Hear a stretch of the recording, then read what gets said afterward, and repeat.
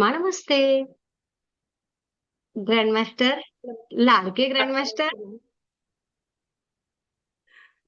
वक्रतुंड महाकाय सूर्यकोटी समप्रभा निर्विघ्नं कुरु देव सर्व कार्येषु सर्वदा.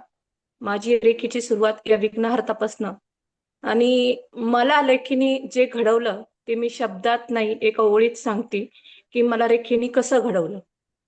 तर जेव्हा मला प्रश्न पडला हू एम आय, मी कोण आहे, तर हे मला रेखीने जाणून दिलं की मी कोण आहे, माझे अस्तित्व काय आहे ते माझ्या नावातून नाही सांगणार. मी मी जी रेखीपासून तयार झालेली आहे, संकटातही न पडणारी एक खंबीर कणा आहे मी.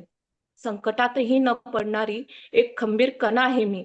उमेद सावरणारा सुखाचा एक क्षण आहे मी. उमेद सावरणारा एक सुखाचा क्षण आहे मी. जगण्याचे भान देणारा अंतरात्मा आहे मी. आणि अनंत प्रवासातील मी एक दिव्य ऊर्जा आहे मी. मी ती दिव्य ऊर्जा म्हणजे अर्चना राजू शिंदे. मी छत्रपती संभाजीनगर वैजापूर येथून बोलत आहे आणि माझा रेखीमय प्रवास मी आज या 2 शब्दातून म्हणजे अनंत ब्रह्मांडाचं वर्णन मी शब्दात नाही करू शकत. त्या ब्रह्मांडाचं वर्णन करण्यात माझ्या इतपत म्हणजे ती माझ्यात तेवढी शक्ती नाहीये. पण तरी माझ्या आदरणीय मंजुश्री मॅमनी माझ्यात ती निर्माण केलेली एक ऊर्जा ती आज मी शब्दात व्यक्त करणार आहे. माझा रेखीचा प्रवास माझ्या संकट काळामध्ये मॅडमने दिलेली मला साथ आणि नेहमीचा पण गुरुतत्वाविषयी जे माझे गुरु श्री स्वामी समर्थ दत्त महाराज स्वरूपात मला सदैव त्यांनी हात पकडून ठेवलेला होता. त्याचप्रमाणे मला मंजुश्री मॅम या माझ्या गुरुतत्वाप्रमाणे माझ्या गुरु होऊन मला जे मार्ग दाखवलं त्या गुरुबद्दल मी एक कबीरजीच्या 2 ओळी बोलते आणि गुरुतत्व हे स्पष्ट करून मी माझ्या छोट्या भाषामध्ये शब्दामध्ये सांगते. गुरु गोविंद दोहो खडे काके लागू पाये, बलहारी गुरु आपने गोविंद दियो बताये. या छोट्याशा ओळीचा कबीरजींनी असा अर्थ सांगितलेला आहे की जर मला प्रथम जर नमस्कार करायचा सांगितला तर माझ्या पुढे भगवंत आणि गुरु जर उभे असेल तर मी सर्वात पहिले नमस्कार कोणाला करेल तर माझ्या गुरुला करेल. का की गुरु हा मला भगवंतापर्यंत नेणाराचा मार्ग म्हणजेच गुरु. तर प्रत्येक संकटाच्या काळी मार्ग दाखवणारा म्हणजेच गुरु. भगवंत प्रत्येक क्षणी त्याच्या प्रत्यक्ष रूप ते घेऊन येत नाही, तर गुरुच्या माध्यमातून तो आपल्याला मार्ग दाखवत असत. तसंच म्हणजे माझे सर्वश्रेष्ठ गुरु म्हणजे माझे मंजुश्री मॅम यांच्यावर मी मनापासून आणि भरभरून प्रेम करते. आणि जर ह्या दोह्याचा अर्थ असाही होतो, जर संकट जर आलं तर गुरु आपल्याला त्याच्यातून तारतो. पण जर संकट जर आपल्याकडून एखाद्या वेळेस जर का चुकी झाली आणि त्याची जर शिक्षा जर द्यायची जर ठरली तर भगवंत आपल्याला म्हणजे गुरु आपल्याला वाचू शकतो पण भगवंत आपल्याला त्याच्यातून तारू शकत नाही. म्हणजे त्याची पनिशमेंट डायरेक्ट असते. पण गुरुच्या जो पदर धरतो आपण त्या पदराद्वारे किंवा गुरुच्या मार्गदर्शनाखाली आपण प्रत्येक शिक्षेतून प्रत्येक संकटातून आपण वाचल्या जाऊ शकतो. तर आता पुढचा जर माझा रेखीचा प्रवास असा चालू झाला की माझ्याकडं ब्रह्मांडाने भरभरून सर्व काही दिलेलं होतं. ज्यावेळेस माझ्या मैत्रिणींना किंवा मॅडमला माहितीच आहे की मी जेव्हा ग्रँड मास्टरला प्रवेश केला त्यावेळेस एक वारकरी संप्रदायाचा आमचा परिवार असल्यामुळे एक अभंगातून मी व्यक्त करून दाखवली ती माझी व्यथा. तर सगळ्यांना मीही आश्चर्यचकित झालते आणि मॅडमही झालत्या आणि सर्व माझे जे सहकारी होते ते पण आश्चर्यचकित झाले. पण याच सुरुवातीने मला जे रेखीने माझं अस्तित्व घडून दिलं ते मी आज माझ्या सहकाऱ्यांना आणि मॅडमला बोलूनही दाखवलं की माझ्यामध्ये किती परिवर्तन झालेलं आहे रेखीच्या माध्यमातून. रेखीने मला काही भरभरून दिलंय. ब्रह्मांडाने मला भरभरून दिलेलं आहे आणि असा प्रसंग होता माझ्या आयुष्यामध्ये की सर्व काही ब्रह्मांडाने भरभरून दिलेलं होतं. पण अचानक धन, संपत्ती, प्रॉपर्टी, नातेसंबंध दाही दिशांनी मी पूर्णपणे संकटाने घेरली होती. त्याच वेळेस मला जो हात दिला तो मॅडमनी दिलेला आहे. आणि मेन म्हणजे माझी मावशी, जी ऑलरेडी ग्रँड मास्टर आहे आणि तिच्या माध्यमातून मी रेकीमध्ये प्रवेश केलेला आहे. आणि माझी जी आदरणीय आई आहे, ती कोविडमध्ये एक्सपायर झाल्यामुळे मी पूर्णपणे ढासळली होती 2021 मध्ये. म्हणजे आमचा सर्व परिवारच ढासळला होता. माझ्या मावशीचा, आमच्या सर्वांचा आधारस्तंभ आणि ब्रह्मांडी ऊर्जा भरभरून त्या आईमध्ये होती. ती प्रत्येक संकटाला, सुखाला, दुःखाला मार्ग दाखवायची आणि तिथून आम्ही पूर्णपणे ढासळलेलो होतो. माझी मावशी आणि सगळ्या मावशी पण आणि सर्व परिवार पण. आणि त्याच्यानंतर संकटाचं पहाड माझ्या पाठी लागलेलंच होतं 2021 पासनं. आणि पुढे 2025 नंतर 25 तर असा उजाडला, की ते संकटाने मी पूर्णपणे घेरली होती. दिशाहीन आयुष्य झालेलं होतं माझं. मार्ग दिसत नव्हता. पण ब्रह्मांडनायक श्री स्वामी समर्थांनी हात पकडलेलाच होता. त्यांनी पक्क पकडलेला होता. म्हणजे ते चांगलं आकाशात मला फिरवत होते. दाखवत होते, बघ आकाश कसं आहे." आणि पण मी घाबरत होती, की माझा हात सुटतो की काय? पण त्यांनी दुसरा हात दिला. तो मॅडमचा हात मला दिलेला आहे. मी मॅडमला याच्यातून माझ्या प्रत्येक संकटाला त्यांना कॉल करणं, मेसेज करणं, त्यांनी प्रत्येक गोष्टीला मला मार्गदर्शन करणं. म्हणजे इव्हन म्हणजे जसं आपण म्हणतो ना, माझ्या आईची जशी मला साथ होती ना, तशीच मॅडमनी मला साथ दिलेली आहे. आणि या रेखेतून मला आर्थिक पाठबळ, मानसिक पाठबळ, भावनिक सर्व गोष्टीतून मला रेखीने भरभरून आणि प्रचंड दिलेली आहे. आणि मेन म्हणजे जर तर तुम्हाला मेन कारण म्हणजे जे आपल्याला बेसहारा करतं संकटाच्या वेळेस, त्यांच्या माध्यमातून आपण त्यांना शत्रू म्हणतो किंवा मग अनेक काही नावाने आपण त्यांना संबोधत असतो. पण तेच खरं माझ्या आयुष्यामध्ये रेखीमध्ये येण्यासाठी मला भाग पाडले त्यांनी. मेन म्हणजे माझे तेच गुरु झाले असे म्हणावं लागेल मला. तर त्यांच्यासाठी ज्यांनी मला रेखीमध्ये उतरवण्याचा परिपूर्ण प्रयत्न केला, त्यांना मी पहिले धन्यवाद देते. आणि त्यांच्यासाठी एक ओळी पण म्हणते 2 शब्दामध्ये, की ज्यांनी मला रेखीमध्ये उतरण्यासाठी प्रेरित केलं संकटांनी, त्या लोकांसाठी. अंतःकरणातून धन्यवाद मानते. जीना तभी सीखते हैं जब कोई ना हो सहारा. जीना तभी सीखते हैं जब कोई ना हो सहारा. धन्यवाद उन लोगों को जिन्होंने छोड़ा हमें बेसहारा. आज तो कुछ भी हूँ, आज जो कुछ भी हूँ, उनकी वजह से ही हूँ. आज जे मला मॅडमनी भरभरून जीवन, आयुष्य जगण्याचं मार्ग दाखवला, ते मॅडम मी शब्दात नाही बोलू शकत तुम्हाला. आणि गुरु या तत्वात तुम्ही परिपूर्ण आहात, हे माझ्या सहकार्याने पण दाखवले आणि तुम्ही तुमच्या प्रत्येक कार्यातून, बोलण्यातून, वचनातून आणि तुमच्या कर्तृत्वातून तुम्ही दाखवूनच दिलेलं आहे. तुम्हीच एक आमचा आदर्श आहात मॅडम, की तुमच्याबद्दल आम्ही नाही बोलू शकत एवढं काही.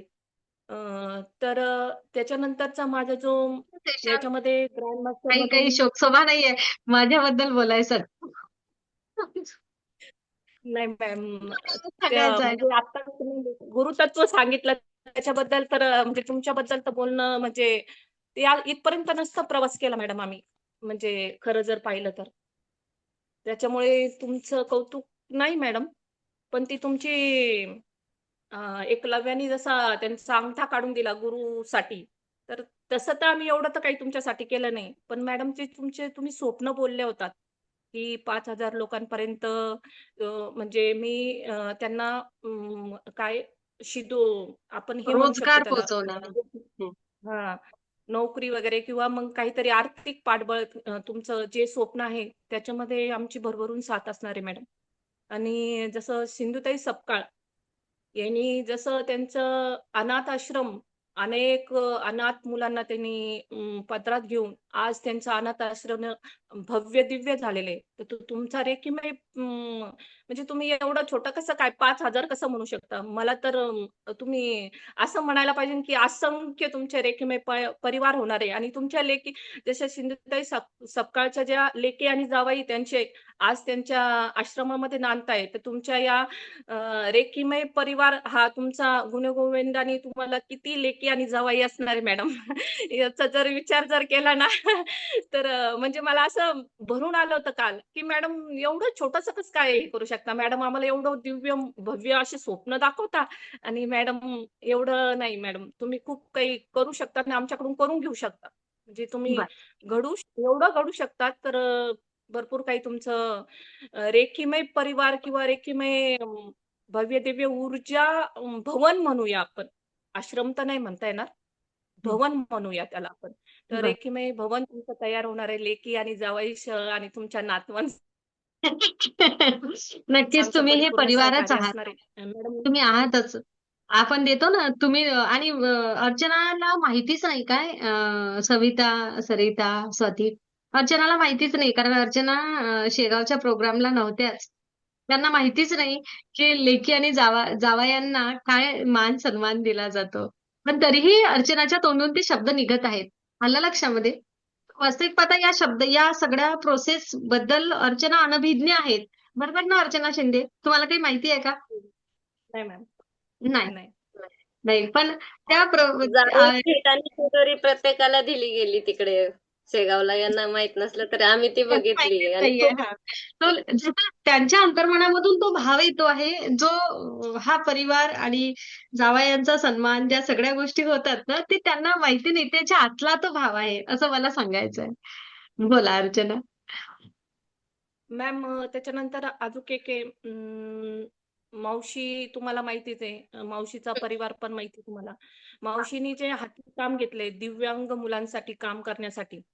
हं, तर त्याच्यामध्ये मला मला म्हणण्यापेक्षा आपल्याला सर्वांना मावशीला सहकार्य करायचे जसं शांताताई आहे आपल्या. तर हं, त्यांचं पण स्वप्न आहे. किती म्हणजे त्यांच्या कालच्या बोलण्यातून इतकी तळमळ जाणवली आणि आज आज मावशीच्या बोलण्यातून इतकी तळमळ जाणवली ना, मी हां. ते स्वप्न नव्हतं बघितलं मॅम. ते अचानक सडनली माझ्या समोर आलं. अरे, याच्यासाठी आपल्याला कार्य करायचंय. आपण म्हणजे भगवंताने एवढं जगण्याचे उद्देश आपल्याला दिलेले आणि मी कोणत्या विश्वामध्ये हरवली होती. माझ्याच माझ प्रश्नावरती हरवली. हां, म्हणजे खूपच त्यावेळेस माझ्या स्वतःबद्दल गिल्टी नाही म्हणणार येणार, पण हं, मग काहीतरी मार्ग सापडला मॅडम, की अनेक आणि मी ज्ञान क्षेत्रामध्ये आहेच. तर ज्ञान हां, क्षेत्रामध्ये पण भरपूर काम करायचंय आणि जसं हां. तुम्ही सांगताय, की भरभरून पैसा पण कमवायचाच आहे. कारण हो. वित्ताशिवाय कोणतीही गोष्ट कोणत्याही गोष्टीला महत्त्व नसतं. तर हं, ते तर स्वप्न आहेच मॅम. आणि जसं आता एक महत्त्वाचा मुद्दा बोलायचा आहे मॅम. आपला महाराष्ट्र किंवा अवघं जग हे वारकरी संप्रदायाचं आहे. हं. तिथं अनेक संप्रदाय असतात. तर प्रत्येकाच्या मनामध्ये असतं, की नामस्मरण, नामस्मरण नेहमी बोलत असतो आम्ही तुम्हाला. किंवा मी असं म्हणते, की रेखीमय ब्रह्मांडाच्या ऊर्जेशी जोडण्यासाठी हं, जे भागवत संप्रदायामध्ये सांगितलेले नामस्मरण चालता, हं, बोलता, उठता, हं. बसता ते एक ऋणानुबंध त्या आपल्या शरीरामध्ये भिनलेला आहे मॅम. हां. तर प्रत्येकजण तुम्हाला विचारतं इव्हन म्हणजे मी असो, अनेक जण असो, की मॅम नामस्मरण कसं करायचं? मग मेडिटेशनला लागलं तर मग हे कसं करायचं? मग रेकीमध्ये आलं तर मग म्हणजे त्यांना अशी भीती असते मनामध्ये, की मग रेकीला जर जोडलो तर आपण याच्यापासून दूर जातो का? कसं ते बरोबर. शरीराला, मनाला, बुद्धीला सवय झालेली असते. पण मी हं, आवर्जून सगळ्यांना सांगेल मॅम, की रेखीचा ब्रह्मांडाची जी ऊर्जा आहे, नाम हे रस्ता आहे. नाम हे पूल आहे आणि तो पूल आपल्याला रेखीच्या माध्यमातून सापडलेला आहे. मग हिरा म्हणावा लागेल आपल्याला. ब्रह्मांड स्वतःहून आपल्याकडे चालत येतोय. तर त्या रेखीचा उपयोग आपण प्रत्येक क्षणाला नामस्मरण करताना असो, पारायण करताना असो किंवा कोणत्याही माध्यमातून असो.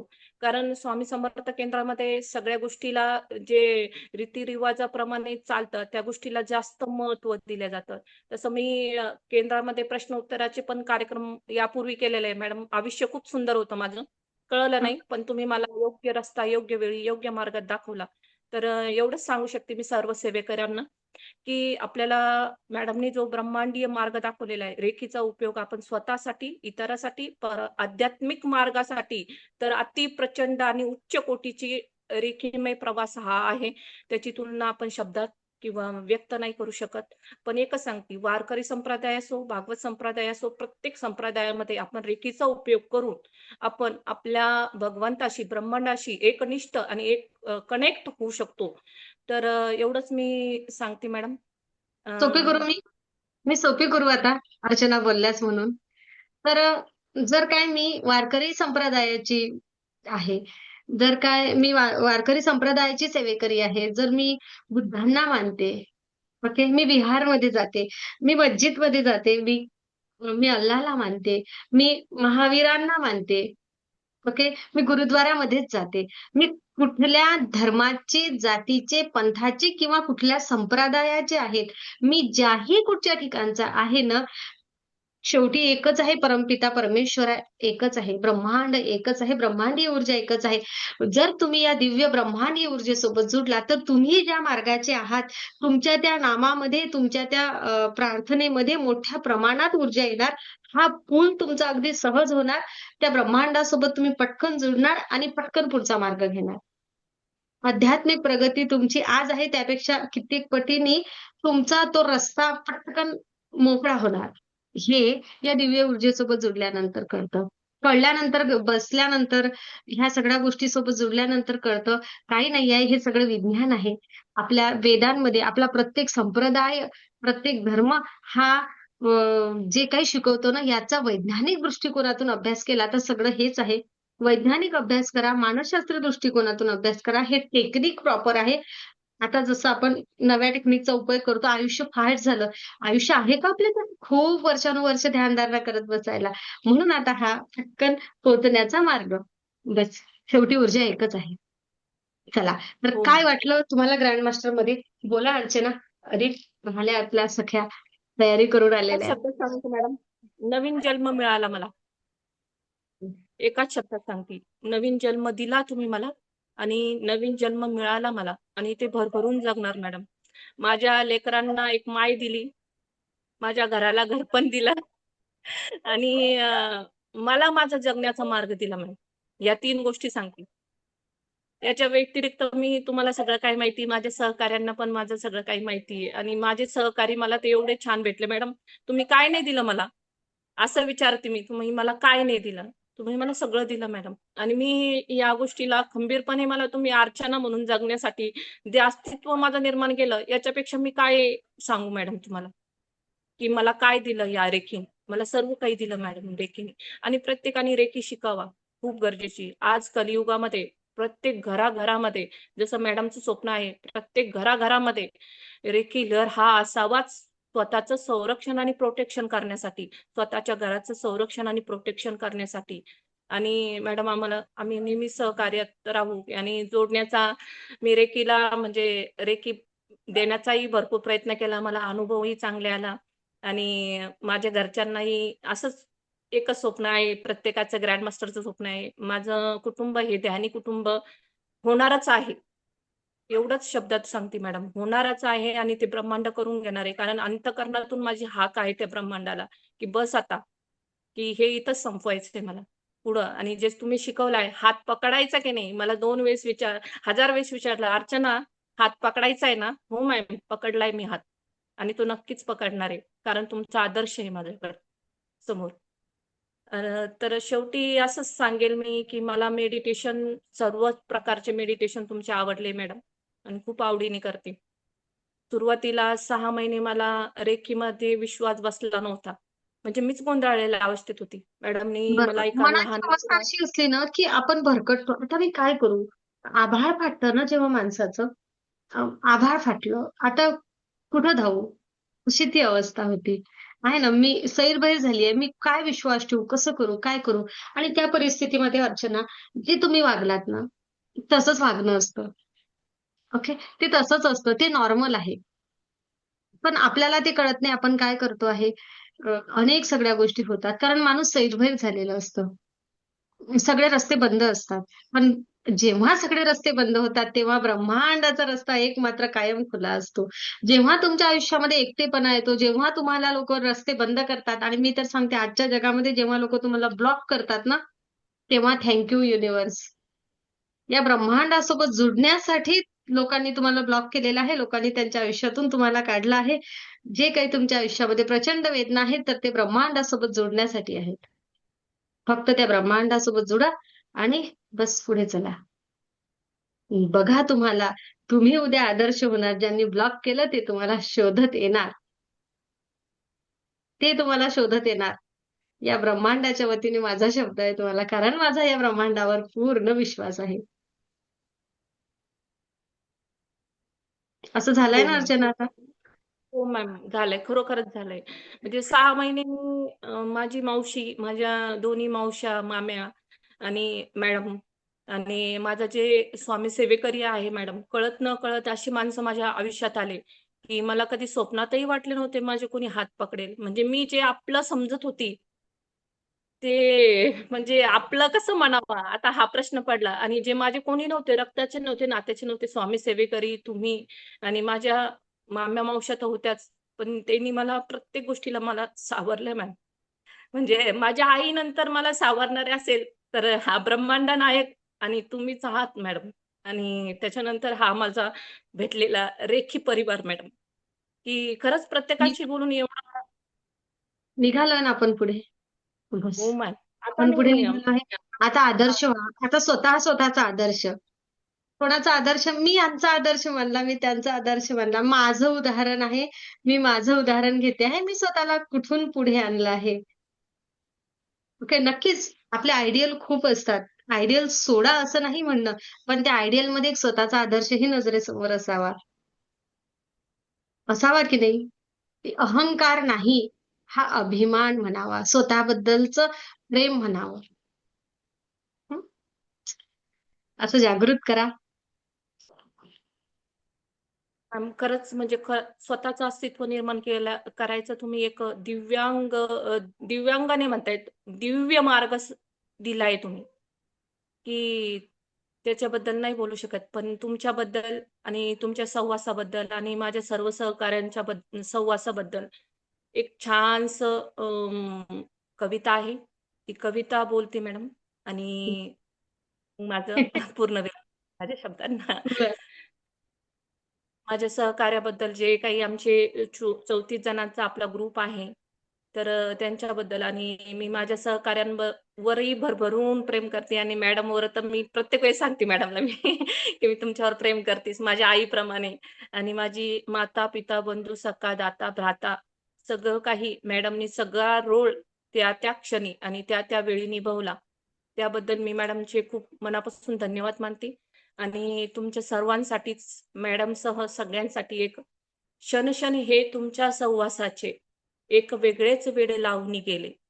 क्षण-क्षण हे तुमच्या सहवासाचे एक वेगळेच वेड लावून गेले. जसे बंधनातील बंधन हे हृदय स्पर्शून गेले, हृदय स्पर्शून गेले. ना कळले हे बंद कशाचे, ना कळले हे बंद कशाचे, मनात माझ्या गुंतत गेले, मनात माझ्या गुंतत गेले. कोण म्हणे आभास त्यास, कोण म्हणे आभास त्यास, भाव मात्र प्रेम होऊन गेले, भाव मात्र प्रेम होऊन गेले.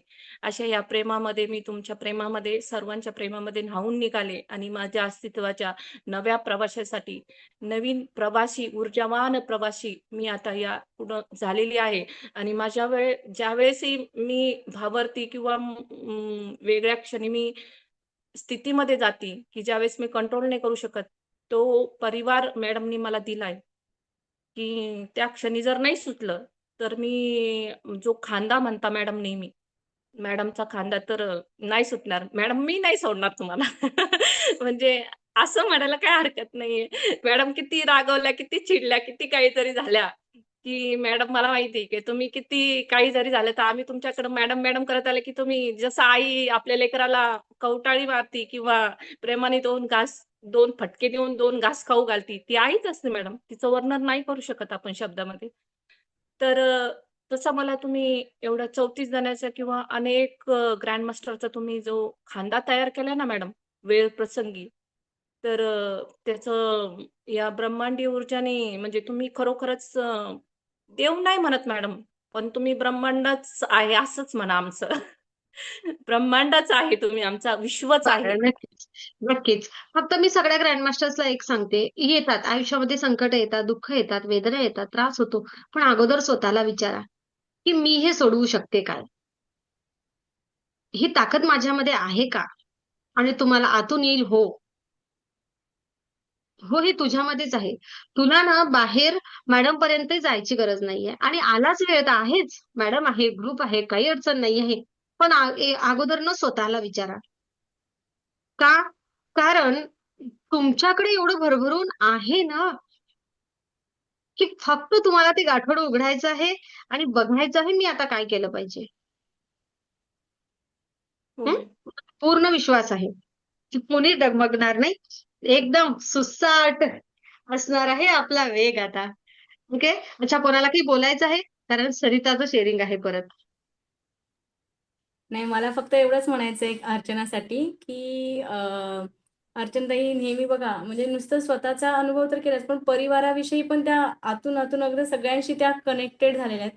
त्यांचा स्वतःचा मला वैयक्तिक पण फोन आला, की आपलं एक मैत्रीचं नातं राहावं. असं कोणी करत नाही.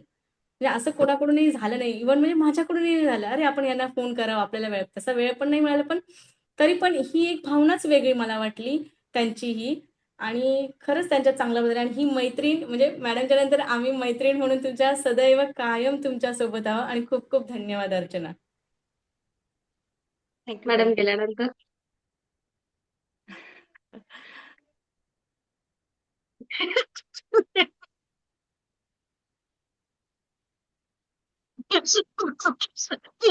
भावपूर्ण श्रद्धांजली.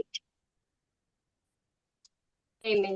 मॅडम असं प्लीज बोलू नका. तेव्हा म्हणजे त्या ग्रँड मास्टरला आल्या. मॅमने विचारलं की प्रत्येक जणाला की का आले म्हणून. तर तेव्हा त्या बोललेल्या की पोट भरू की भक्ती करू.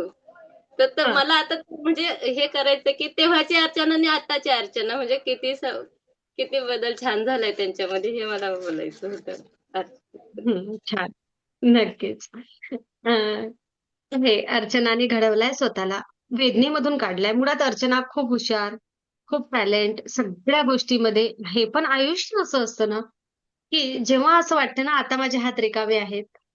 आता मी काय करू? असं भरलेलं असतं सगळं. आपण एका विश्वामध्ये असतो. काय असते त्या मोहामध्ये असतो आणि अनेकदा आपल्याला अनेक गोष्टीचे संकेत येऊ नये. आपलं अंतर्मन काय म्हणते, "नाही, हे ना मला माहिती नाही पडलं पाहिजे किंवा हे माझ्यापर्यंत नाही आलं पाहिजे तर अधिक बरं."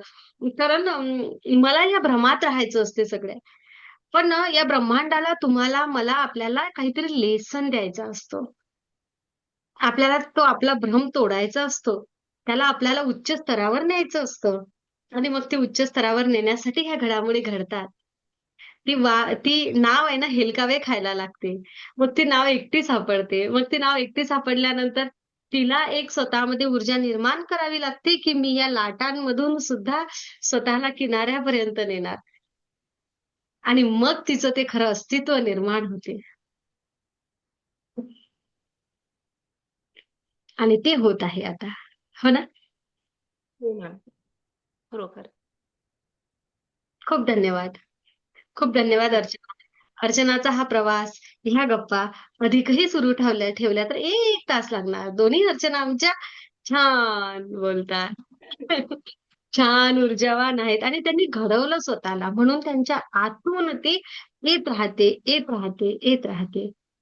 त्या आतल्या भावना आहेत, ज्या आपल्याला चूप नाही राहू देत.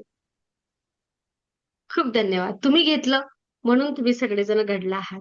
मी माध्यम आहे आणि तुमच्याकडून सुद्धा खूप काही भरभरून प्रेम कसं करावं, तो स्वीकार कसा करावा, अनेक गोष्टी शिकायला मिळाल्या. Thank you all of you. अथवा नमस्ते सगळ्यांना. थँक्यू.